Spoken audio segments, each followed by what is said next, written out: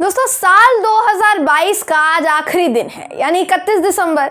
और 31 दिसंबर आज जब है तो लोगों को हमारे देश की सत्ताधीन सरकार मोदी सरकार के जितने भी दावे अभी तक किए गए, जितने भी वादे अभी तक किए गए, वो सभी वादे याद आ रहे हैं, रह रह कर याद आ रहे हैं। क्यों? क्योंकि वादे इतने सारे किए थे। भाई 5 ट्रिलियन इकोनॉमी बना देंगे, बुलेट ट्रेन ले आएंगे, महंगाई कम हो जाएगी, हर परिवार जो है, हर परिवार यहाँ पर अपनी कमाई खा रहा होगा, उनका जो रोजगार है उनको मिलेगा, युवाओं को नौकरियां मिलेंगी। तमाम तरीके के दावे किए गए, जिनको अमित शाह जी की भाषा में अगर बोलूं तो जुमला दिया गया। तो जुमला दिया गया और इतने सारे जुमले दिए गए दोस्तों। अब बताया ये जा रहा है कि बीजेपी तो इन जुमलों को सच बता रही थी, लेकिन इनमें से सच कितना हुआ और कितना नहीं दोस्तों, ये सब कुछ याद आज किया जा रहा है, क्योंकि आज 31 दिसंबर है। तो किस तरीके से मोदी सरकार आज के दिन ट्रोल हो रही है, यह आपको इस वीडियो में मैं बताऊंगी। नमस्कार, मेरा नाम है जयंती झा। दोस्तों इस वक्त की अगर बात करें तो 31 दिसंबर, जैसे मैंने कहा 31 दिसंबर है, और 31 दिसंबर के दिन आज सब कुछ याद किया जा रहा है। देखिए, जनवरी की जब शुरुआत हुई थी तो आपको याद होगा कि मोदी जी ने बहुत सारे वादे किए थे। अब 5 ट्रिलियन इकोनॉमी से बेशक देखिए अंबानी जी 40 ट्रिलियन इकोनॉमी भी बता चुके हैं। 5 ट्रिलियन सोचा था कि 5 ट्रिलियन बनेगी 2025 तक, 2022 तक भी बन सकती थी, लेकिन नहीं बनी। अब कितने वादे किए गए, कितने नहीं दोस्तों, ये आपको हम बताते हैं। देखिए, देश की अर्थव्यवस्था 5 ट्रिलियन हो जाएगी 2022 तक। 2025 तक का अब समय लिया गया है, पहले 2022 तक था। अब किसान की आय दोगुनी हो जाएगी। किसान किन मुश्किलों से गुजरा है इस साल में, शायद वही ये बात जानता है और कोई नहीं जानता है दोस्तों। अब बात करेंगे तीसरे जुमले की, तो बुलेट ट्रेन का जुमला दिया गया कि भैया बुलेट ट्रेन आ जाएगी। अब साल के अंत तक तो हर शख्स, इस देश का हर नागरिक बुलेट ट्रेन में सवारी करेगा, लेकिन अभी तक पता चल रहा है कि सिर्फ और सिर्फ मेट्रो ट्रेन ही है जिससे सवारी की जा रही है, वही लाइफलाइन है।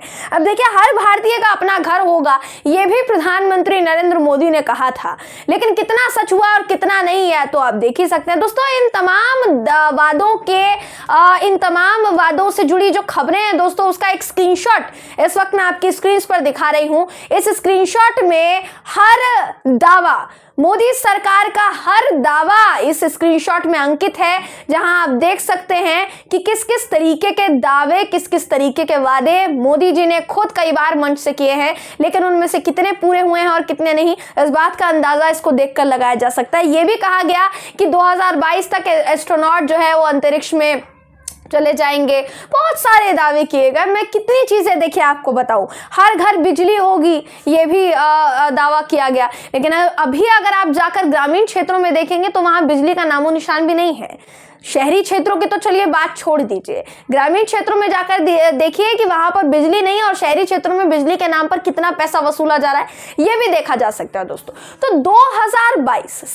2022 में इन तमाम दावों के जरिए मोदी सरकार एक बार फिर चर्चा में आई थी, लेकिन 2022 के खत्म होते होते सुर्खियों में बेशक आई है, लेकिन इस बात को लेकर सुर्खियों में आई है कि इन तमाम दावों का एक कहीं ना कहीं जुमला पेश किया गया देश की जनता के सामने, क्योंकि उन दावों में, उन वादों में कोई ना कोई सच्चाई नहीं है, 1% भी सच्चाई नहीं है।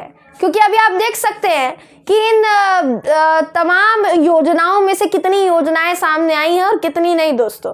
आई भी होंगी तो आधी अधूरी पड़ी होंगी, 2022 का लक्ष्य पूरा नहीं हुआ है। अब कई लोग हैं दोस्तों जो इस वक्त इस पूरी सिचुएशन पर सरकार को ट्रोल कर रहे हैं, सरकार से सवाल पूछ रहे हैं। वो लोग कौन है, उनकी प्रतिक्रियाएं आपको एक एक करके दिखा देते हैं। स्क्रीन पर एक एक करके आपको ट्वीट्स दिखा रहे हैं दोस्तों। सबसे पहले पत्रकार रणविजय सिंह लिखते हैं कि आज किसानों की आय दोगुनी हो जाएगी, आज देश के हर परिवार का अपना घर होगा, आज बुलेट ट्रेन दौड़ने लगेगी, आज देश की अर्थव्यवस्था 5 ट्रिलियन हो जाएगी। 2022 में इतना कुछ होना है, बस कुछ घंटे बाकी हैं, फिर मौज ही मौज है। मैं तो चला बुलेट ट्रेन से खंडाला, आप अपना देख लो। दिनेश कुमार लिखते हैं इनके बाद कि आज रात 8 बजे नरेंद्र मोदी जी राष्ट्र के नाम संबोधन में 6 वादे जो देश की जनता से किए आपको पूरा करने वाले हैं, क्योंकि मोदी जी कभी झूठ नहीं बोलते हैं, और अगर किसी ने देश से झूठ बोलने का पाप किया तो देश कभी भी माफ नहीं करेगा। रिजवी फियाज नाम के यूजर ने लिखा दोस्तों कि 100 स्मार्ट सिटीज, 100 स्मार्ट विलेजेस लिखना भूल गए आप, लेकिन फिर भी आपकी बातों को सच साबित करने के लिए अंधभक्त जो है वो सीधे तौर पर मंडली खुद कूद पड़ेंगे आपके टाइमलाइन पर अपने संस्कारी पालन पोषण से अभिभूत होकर। तो यहाँ सीधे तौर पर देखिए ये रणविजय सिंह ने जो ट्वीट किया है उस पर ये सारी प्रतिक्रियाएं आई है दोस्तों, जो कि कहीं ना कहीं मोदी सरकार को भी ट्रोल करती हुई नजर आ रही है। इसके अलावा जयप्रकाश लिखते हैं कि भाई साहब कुछ छूट रहा है आपकी लिस्ट में जो आप कह नहीं पाए हैं, जैसे वैश्विक बीमारी कोरोना आएगी जो पूरे विश्व की अर्थव्यवस्था को चौपट कर देगी। 135 करोड़ भारतीयों को 3 डोज का मुफ्त टीकाकरण करवाया जाएगा। पिछले 3 साल से देश के 80% आबादी को मुफ्त राशन दिया जा रहा है और आगे भी दिया जाएगा। तो देखिए दोस्तों कुछ अंधभक्त हैं जो अभी भी विश्वास कर रहे हैं कि मोदी सरकार 2022 में अपने नए कीर्तिमान गढ़ चुकी है और आगे भी शायद 2022 में वो देश की जनता पर एहसान करेगी। जैसे बीजेपी के एक नेता हैं वो संसद में कहते हैं कि भैया हम तो देश की जनता को फ्री फंड का राशन खिला रहे हैं। तो 2022 में फ्री फंड का राशन खिलाया है देश की जनता को, आत्मनिर्भर भारत बनाने का भी दावा किया गया था। लेकिन वहीं दूसरी तरफ प्रधानमंत्री नरेंद्र मोदी जी विदेश जाकर आते हैं, विदेश में बोलकर आते हैं कि हमारी जो सरकार है 2 साल से अपनी जनता को, अपने देश के नागरिकों को, 80 करोड़ नागरिकों को हम फ्री का राशन खिला रहे हैं। तो ये है आत्मनिर्भर भारत और ये है वो तमाम उपलब्धियां जो कि 2022 तक हासिल करनी थी लेकिन हासिल हुई है नहीं हुई है, इस बात का अंदाजा दोस्तों आप खुद लगा सकते हैं। अब अगर मैं इस 2022 के साल के पूरा होने की बात करूं दोस्तों तो सबकी कमर तोड़ने वाला साल रहा है। आपने देखा होगा कि 2020 से जब कोरोना शुरू हुआ तो 2021 में जो आर्थिक स्थिति थी वो डावाडोल हुई, 2021 तक भी कोरोना रहा, चपेट में पूरा देश रहा। फिर 2022 में आर्थिक तरीके से किस तरीके से कमर तोड़ी है देश के जनता की वो आपके सामने है। महंगाई कितनी ज्यादा बढ़ गई ये आप देखिए, महंगाई इतनी ज्यादा बढ़ गई कि लोगों की जेबें जो है वो खाली होने लग गई। और अब आपको अगर मैं बताऊं तो ये और स्थिति खराब होने वाली है जो कि विश्व बैंक का कहना है। यूक्रेन रूस के युद्ध के बाद महंगाई जो है वो बढ़ेगी ये कहना है, आर्थिक संकट पैदा हो सकता है।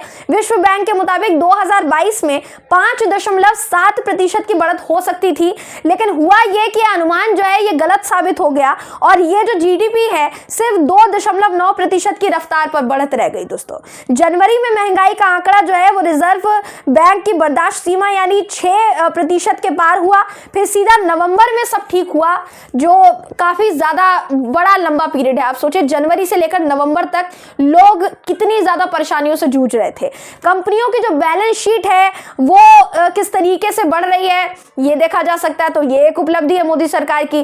फिर जीएसटी का वसूली जो आंकड़ा है वो बढ़ रहा है, इनकम टैक्स के मोर्चे पर बढ़त हो रही है, टैक्स वसूली में 18% की बढ़ोतरी हुई है और ये बात वित्त मंत्री निर्मला सीतारमण जी ने खुद संसद में कही।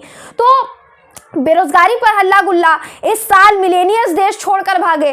जी हाँ दोस्तों, मिलेनियल्स जो है वो देश छोड़कर भागे, दूसरे देशों की नागरिकता उन्होंने ग्रहण कर ली।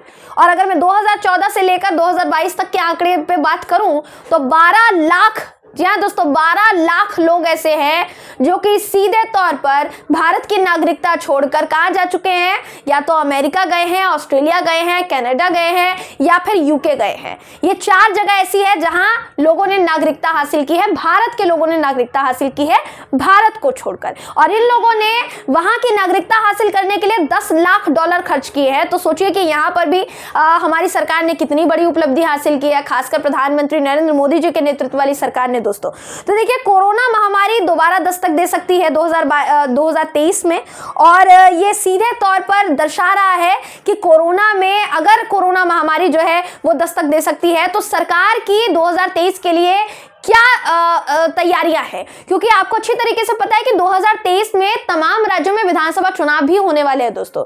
जिस वक्त कोरोना ने पहली बार दस्तक दी थी उस वक्त भी बंगाल में चुनाव हो रहे थे और तब देश में कितनी हाहाकार मची थी, कोरोना के वक्त में लोगों ने कितनी जान गंवाई थी और फिर भी प्रधानमंत्री नरेंद्र मोदी बंगाल में रैली कर रहे थे, लाशों पर खड़े होकर दीदी और दीदी चिल्ला रहे थे। तो उस स्थिति को वापस तो नहीं देख सकती है ना देश की जनता, इसीलिए 2023 भी शायद भयावह हो सकता है पर देखिए ये साल जा रहा है, अगला साल आने वाला है, तो हम तो यही कामना करेंगे कि ये साल अगर जाए और अगला साल आए तो वो शुभ शुभ हो और जितनी भी देश की जनता है वो खुशहाल तरीके से इस साल को भी मनाए और अगला साल भी जिए। दोस्तों बहरहाल इस खबर पर आपकी राय क्या है कमेंट करके जरूर बताइएगा। वीडियो अगर आपको पसंद आया हो तो वीडियो को लाइक और शेयर करना ना भूलें। फिर मुलाकात होगी आपसे किसी ऐसी ही खबर के साथ, तब तक के लिए नमस्कार।